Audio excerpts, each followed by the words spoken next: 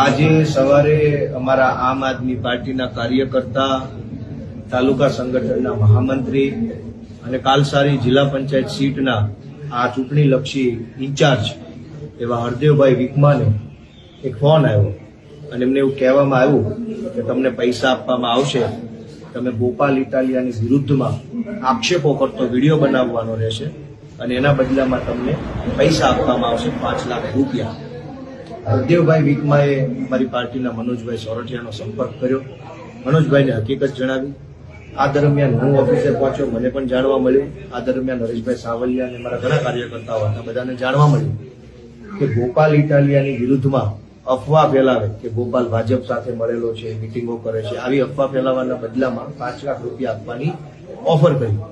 હરદેવભાઈ વિકમા એક ખેડૂતનો દીકરો છે, ઈમાનદાર માણસ છે. એને કીધું કે આપણે આ રૂપિયાનો ખેલ ખુલ્લો પાડવો જોઈએ, આનો પર્દાફાશ કરવો જોઈએ. ગોપાલભાઈ આપણે શું કરવું?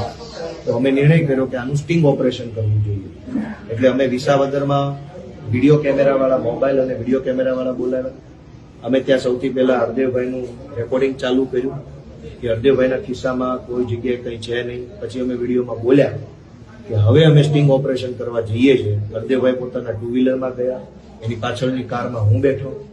સળંગ રેકોર્ડિંગ, સળંગ, કશું જ ક્યાંય કટકા કર્યા વગર સળંગ રેકોર્ડિંગ કરીને અમે ત્યાં સાયોના ગોલ્ડ હોટલની બહાર કારમાં કેમેરો ચાલુ રાખ્યો. અમે હરદેવભાઈ ઉપર હોટલમાં ગયા, ત્યાં એમને લલિતભાઈ વસોયા, લલિતભાઈ કગતરા, ભરતભાઈ ગીરડિયા, આ સિવાય અજાણ્યા કેટલાક વ્યક્તિ હતા જેને હરદેવભાઈ નથી ઓળખતા. ભાજપના અને કોંગ્રેસના કેટલાક લોકો બેઠા હતા. એમણે હરદેવભાઈને કીધું કે તમને 2 લાખ રૂપિયા આપવામાં આવશે, તમારે ગોપાલ ઇટાલિયા ભાજપ સાથે મળેલો છે, આવો વિડીયો બનાવીને આપવાનો રહેશે. હરદેવભાઈએ સ્ટિંગ ઓપરેશનના ભાગ સ્વરૂપે વિડીયો બનાવવાની હા પાડી દીધી.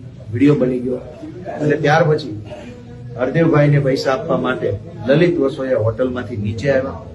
નીચે આવી અને પોતાની કારમાં રહેલા રૂપિયા ઉપર લઈને જાય છે. એ પણ મારા રેકોર્ડિંગમાં આવ્યું. એ રૂપિયા આવી રીતે આમ પોતાના જબ્બામાં અંતાડીને લઈ જાય છે, એ પણ ત્યાં સીસીટીવીમાં આવ્યું.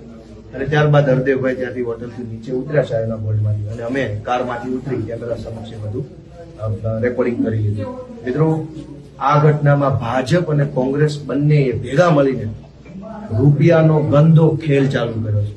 કરોડો રૂપિયા આમ આદમી પાર્ટીના કાર્યકર્તા કે બીજા આગેવાનોને તોડફોડ કરવા માટેના છે, પણ આમ જનતાને દેવા માટે કાણી કોડી નથી. આજે આ ભાજપ કોંગ્રેસની મિલીભગતનો ખેલ ખુલ્લો પડી ચૂક્યો છે. હોટલ સાહેબનાની અંદર મારી પાસે જે માહિતી છે, સાચી છે કે ખોટી છે, એ સરકારી તંત્રએ તપાસ કરવી જોઈએ, સીસીટીવી ચેક કરવા જોઈએ.